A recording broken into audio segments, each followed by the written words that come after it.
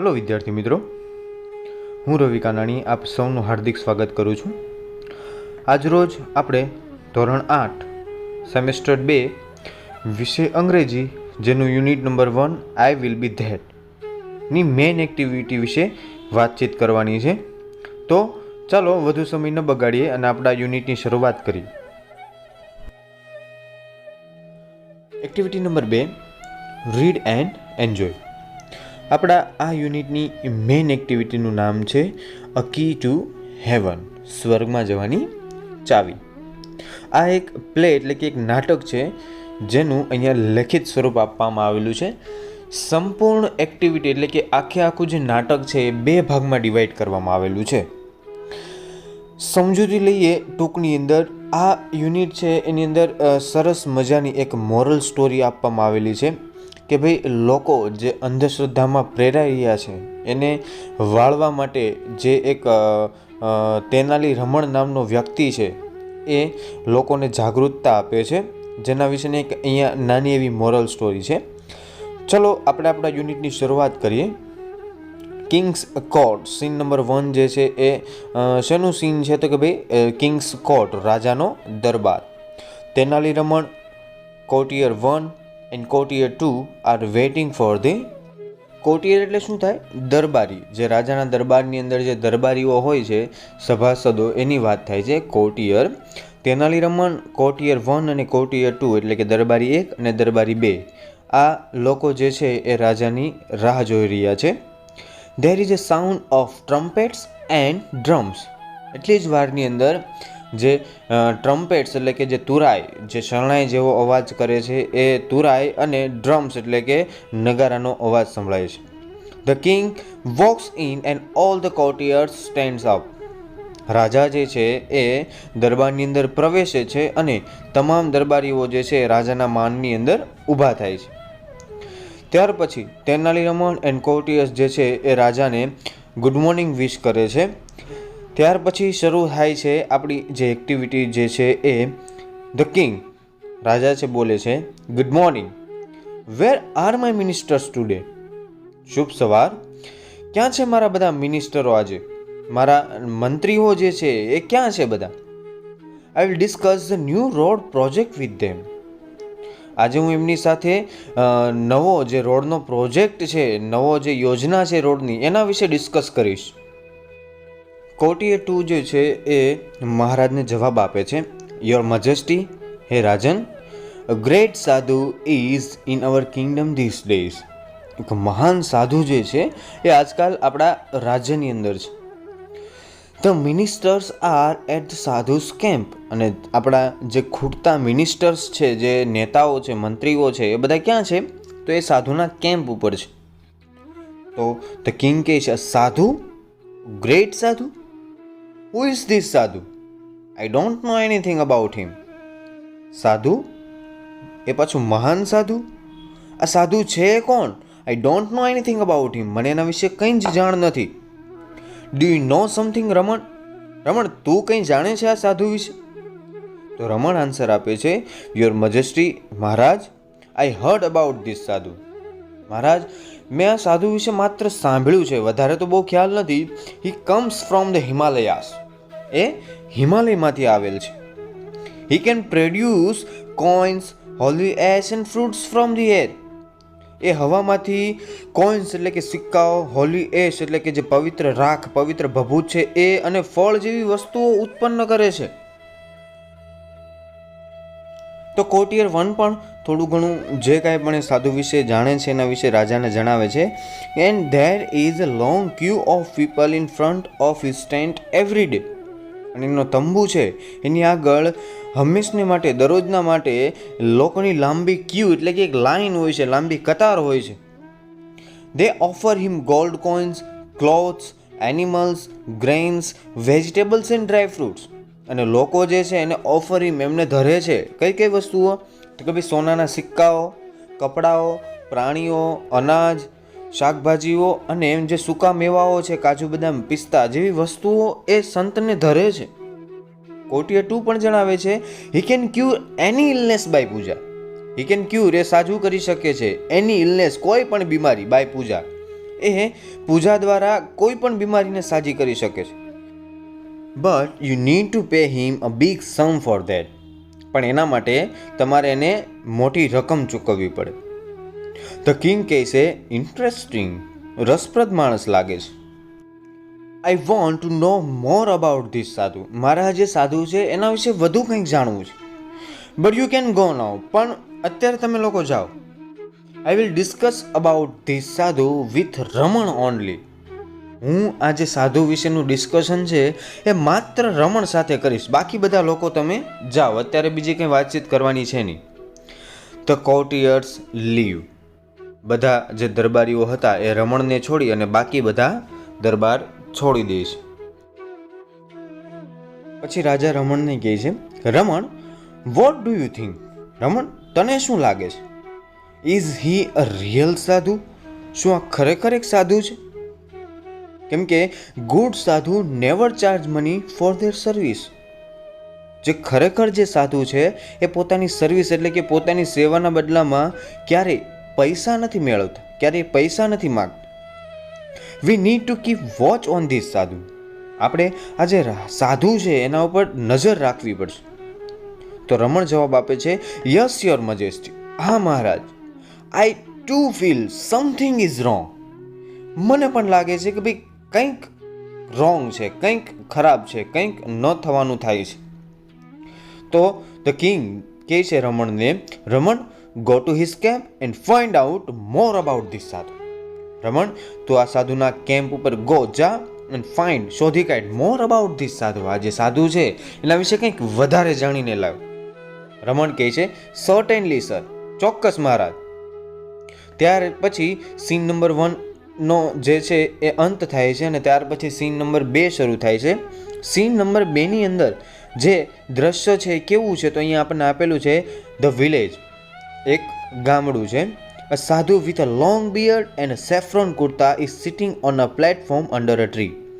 એક સાધુ છે જેની દાઢી કેવી છે, લાંબી, અને સેફ્રોન કુર્તા એટલે કે કેસરી કલરનું કુર્તું પહેરેલું છે, જે એક વૃક્ષ નીચે એક પ્લેટફોર્મ એટલે કે પથ્થર ઉપર બેસેલા છે.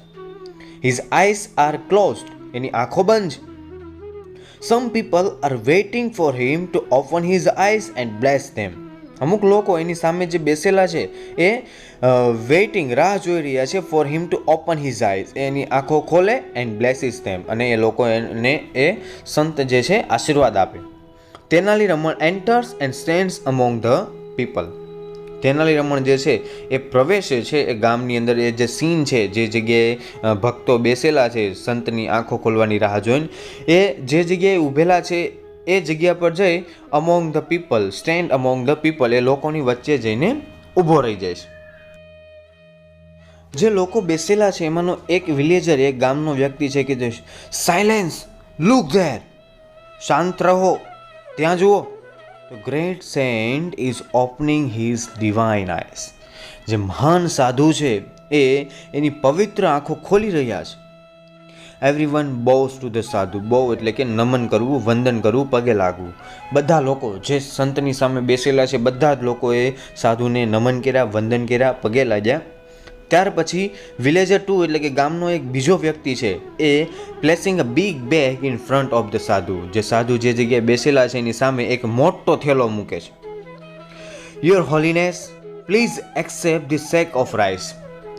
હે મહારાજ, આ જે ચોખાનો કટો છે, આ ચોખાની જે થેલી છે એને તમે એક્સેપ્ટ, એને સ્વીકારો. એન્ડ એડવાઇસ મી, અને મને એડવાઇસ એટલે કે માહિતી આપો. My lord, how I can became rich. હું ધનવાન કઈ રીતે બની શકું, એના માટેની મને એડવાઇસ આપો, મને સલાહ આપો. The sadhu makes a sign to his assistant. The assistant takes away the sack. સાધુ છે એના જે મદદગાર, મદદનીશ જે બીજા સેવકો છે એને સાઇન એટલે કે ઈશારો કરે છે, અને એ જે આસિસ્ટન્ટ છે એ પોતે એ જે સેક, જે ગુણ પડેલી છે એને લઈ જાય છે. ત્યાર પછી સાધુ જે છે વિલેજરને કહે છે, to the villager, my dear child, મારા વાલા બાળક, I am pleased with your gift. હું તારી જે ગિફ્ટ છે, તારી ભેટ છે એનાથી ખૂબ જ પ્રસન્ન થયો છું, ખૂબ જ આનંદિત થયો છું. નાવ ડોન્ટ વરી, હવે તું ચિંતા કરીશ નહીં. I will definitely make you rich. હું તને ચોક્કસ રીચ એટલે કે ધનવાન બનાવીશ. We need to perform a puja at your house. આપણે માત્ર શું કરવું પડશે? તારા ઘરે એક પૂજા કરવી પડશે. Villager 2, thank you your holiness. તમારો આભાર મહારાજ. I am so lucky. Please tell me what I need to do. હું ખૂબ જ ભાગ્યશાળી છું. મને કહો what I need to do. મારે શું કરવું પડશે? સાધુ કહે છે, dear child, now I need only 2 gold coins for the puja. સાધુએ જવાબ આપ્યો, અને ડિયર ચાઇલ્ડ, વહાલા બાળક, નાવ અત્યારે આઈ નીડ મારે જરૂર છે ઓનલી 2 gold coins, માત્ર 2 સોનાના સિક્કાની. શેના માટે? તો કે ભાઈ જે તારા ઘરે પૂજા કરવાની છે એ પૂજા કરવા માટે મારે માત્ર 2 સોનાના સિક્કાની જ અત્યારે જરૂર છે. તો વિલેજર કહે છે, ઇટ્સ ઓલ રાઇટ, ઠીક છે, I will give you 2 gold coins. ઠીક છે, હું તમને 2 સોનાના સિક્કા આપીશ. સાધુ ત્યાર પછી આશીર્વાદ આપે છે, બચ્ચા તેરા કલ્યાણ હોગા, લક્ષાધિપતિ ભવ. ત્યાર પછી the villager tax out 2 gold coins and gives to the સાધુ. વિલેજર છે, ગામનો વ્યક્તિ, જે ગામની અંદર રહે છે વ્યક્તિએ 2 સોનાના સિક્કા કાઢ્યા અને સાધુને ગિવ્સ આપી દીધા. રમણ ઇઝ વોચિંગ ધીસ કેરફુલી. વચ્ચે જે ટોળાની અંદર રમણ આવીને ઊભો હતો એ આ બધી જ વસ્તુઓ જે છે એ શાંતિથી જોવે છે. The sadhu puts the coins into his pocket and blesses the village. સાધુ જે છે એને જે 2 સોનાના સિક્કા વિલેજરે આપ્યા એ પોતાના પોકેટની અંદર મૂક્યા, ખિસ્સાની અંદર મૂક્યા, અને એના બદલામાં જે વિલેજર હતો એને આશીર્વાદ આપ્યા, બ્લેસીસ આપ્યા. રમણ પુશિસ ધ ક્રાઉડેડ અસાઇડ. રમણ જે છે એને ક્રાઉડેડ જે ટોળું છે એને ધક્કા મારી મારીને સાઈડમાં ખસેડ્યું. એને રશિસ ટુ ધ સાધુ, અને સાધુની તરફ દોડી પડ્યો, ધસી પડ્યો. હી ફોલ્સ એટ હિઝ ફીટ. અને એની ફીટ એટલે કે એના પગ જે છે એના તરફ ફોલ એટલે કે પડી ગયો, એના પગમાં જઈને પડી ગયો. રમણ ત્યાર પછી સાધુને કહે છે, your holiness, you are the greatest saint in the world, please bless me. મહારાજ, હે પ્રભુ, you are the greatest saint in the world, તમે દુનિયાના સૌથી મહાન સાધુ છો, પ્લીઝ બ્લેસ મી, મહેરબાની કરીને મને આશીર્વાદ આપો. સાધુ કહે છે, get up my child, tell me your problem. બાળક, ઊભો થા બાળક, અને મને તારી સમસ્યા જણાવ. તો હવે જે છે રમણ એ પોતાનો ખેલ આરંભ કરે છે કે જે સાધુ છે એ 100% ફ્રોડ છે, ખોટો છે, ઢોંગી છે, ઠગ ભગત છે. હવે એને લોકોની સામે એક્સપોઝ કઈ રીતે કરવો, લોકોની સામે એની હકીકત છે કઈ રીતે લાવવી, એના માટે એક ચાલ રમે છે જે અહીંયા હવેથી શરૂ થાય છે. જ્યારે સંત એમને એનો પ્રોબ્લેમ જણાવવાનું કહે છે ત્યારે રમણ કહે છે, my lord, I have everything in my life. મહારાજ, હે પ્રભુ, મારી પાસે મારા જિંદગીની અંદર તમામ વસ્તુઓ છે. I have a big house, a lot of money and a happy family. મારે મોટું બધું ઘર છે, અઢળક રૂપિયા છે, અને એક સુખી પરિવાર છે. But do something so that I can go to heaven after my death. But do something, પણ કંઈક કરો, સો ધેટ, જેથી I can go to heaven after my death, કે હું મારા મૃત્યુ પછી સ્વર્ગમાં જઈ શકું. સાધુ કહે છે, it's very easy for me, come near. એ મારા માટે ખૂબ સરળ છે, અહીંયા નજીક આવ. Raman goes very near the sadhu. Raman જે છે એ સાધુની ખૂબ જ નજીક જતો રહે છે. સડનલી, અચાનક જ કોઈ પણ વસ્તુની ભાન રહેતા પહેલાં જ, સાધુને કોઈ પણ વસ્તુની ભાન રહે અથવા તો એ પોતે જાતે પ્રિપેર થાય એ પહેલાં જ he plucks out a head from the sadhu's ear. રમણ જે છે એને શું કર્યું તો કે ભાઈ સાધુએ બોલાવ્યો એટલે ખૂબ જ નજીક ગયો, અને સાધુ હજુ કંઈ પણ વિચારે અથવા તો કોઈ પ્રતિક્રિયા આપે એ પહેલાં જ એને પ્લક એટલે કે ખેંચી લીધો. સાધુની જે દાઢી છે એમાંથી એક વાળ ખેંચી લીધો. સાધુ કહે છે, ઓ ouch. He holds the head up proudly and addresses the crowded. જે દાઢી છે એ જીવંત દાઢીનો વાળ ખેંચતા સાધુ જે છે એને ઘણી વેદના થાય છે, ઘણી પીડા થાય છે, પણ એ જે વાળ ખેંચેલો છે એને આ રમણ જે છે એને holds the hair up proudly, એક ગર્વની સાથે વાળ પકડી અને એને ઊંચો કર્યો અને એડ્રેસીસ ધ ક્રાઉડ, અને લોકોને બતાવ્યો, જે ક્રાઉડ ટોળું છે ને બતાવ્યો. પછી શું કહે છે Raman? I am the luckiest man in the world. હું દુનિયાનો સૌથી ભાગ્યશાળી વ્યક્તિ છું. I have the magical hair, કેમ કે મારી પાસે શું છે? એક જાદુઈ વાળ છે. This hair will take us directly to heaven, કેમ કે આ જે વાળ છે એ આપણને ડાયરેક્ટલી સીધા જ ક્યાં લઈ જાય છે? હેવનમાં. હેવન એટલે કે સ્વર્ગમાં લઈ જાય છે. He is a very very holy man. આ વાળ જે વ્યક્તિનો છે, આ જે મહાન સાધુનો છે, એ ખરેખર કેવા છે? તો કે ભાઈ ખૂબ જ પવિત્ર માણસ. Every hair of his beard is a free ticket to heaven. એની દાઢીનો દરેક વાળ, મતલબમાં એની દાઢીના દરેક વાળ, બધા જ વાળ એક ફ્રી ટિકિટ છે, એક મફતમાં ટિકિટ છે સ્વર્ગની અંદર જવા માટે. ત્યાર પછી વિલેજર 2 જે છે એ જવાબ આપે છે, બોલે છે, I also want to go to heaven rather than become rich in this world. Villager 2 શું કહે છે? જે અગાઉ સંતને 2 સોનાના સિક્કા આપ્યા હતા રીચ બનવા માટે, એ હવે ફરી પાછો અહીંયા કહે છે કે ભાઈ I also want to go to heaven, મારે પણ સ્વર્ગમાં જવું છે. રેધર ધેન, ના કરતા, become rich in this world, આ દુનિયાની અંદર ધનવાન બનવું એના કરતાં મારે પણ સ્વર્ગમાં જવું છે. Your Holiness અલો me to pluck a hair. હે પ્રભુ મહારાજ, મને પણ તમારી દાઢીમાંથી વાળ ખેંચવાની પરમિશન આપો. સાધુ જે છે protest a lot, but the villager plucks a hair. He again make a cry of pain. સાધુએ પોતાની જાતને બચાવવાનો ઘણો બધો પ્રયત્ન કર્યો, દાઢીને બચાવવાનો ઘણો બધો પ્રયત્ન કર્યો, પણ એ વિલેજર છે એણે એ દાઢીમાંથી વાળ ખેંચીને જ પાર પાડ્યો.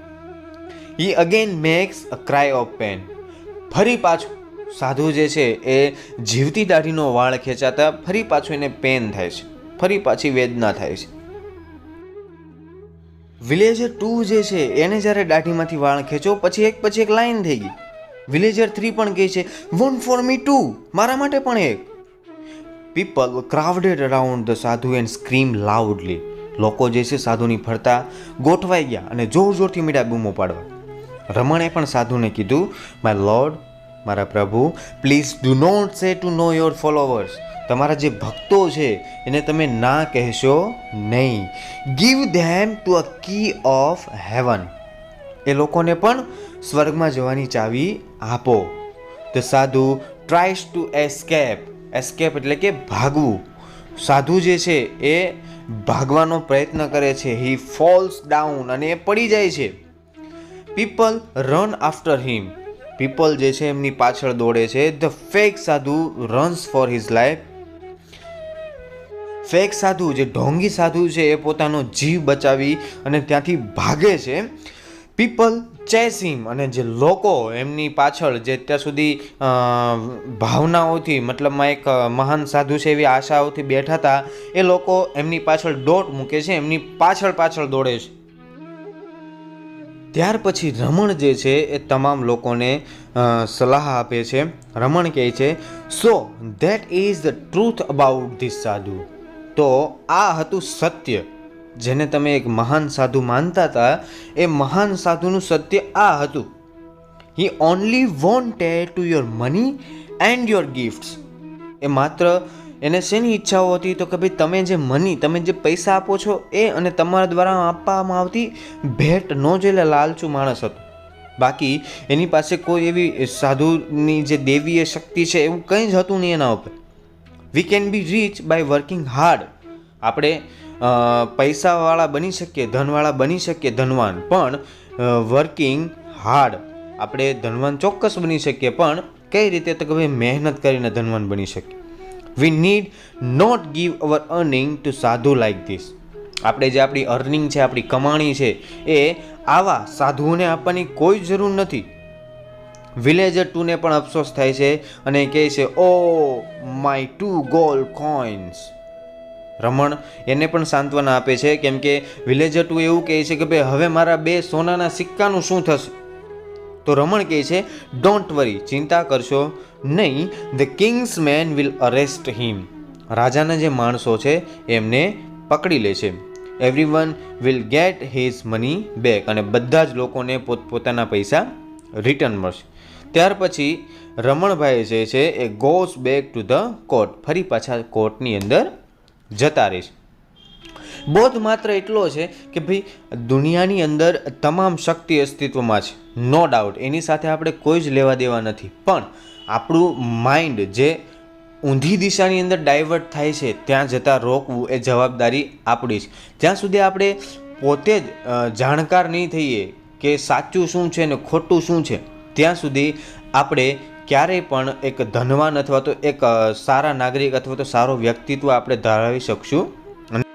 માટે અંધશ્રદ્ધાઓમાં ક્યારેય પડવું નહીં, અને આપણી જાત મહેનત પર જે કાંઈ પણ કાર્ય આપણે કરવું છે અથવા તો જે વસ્તુ પણ આપણે મેળવવી છે એ બીજાના ડિપેન્ડિંગ રહીને નહીં, પરંતુ પોતાની જાત મહેનતથી મેળવવાનો આગ્રહ રાખવો જોઈએ. યુનિટના અંતમાં આપણને આ જે એક્ટિવિટી આપણે હમણાં જોઈ એના રિગાર્ડ્સની અંદર અમુક ખરા ખોટા આપેલા છે જે તમારે જાતે કરવાના છે. પાઠની અંદર જે આપણે સમજૂતી લીધી એના આધારે જ આ 11 ટ્રુ ફોલ્સ છે, તમારે એકવાર જાતે વાંચવા અને સમજી લેવા.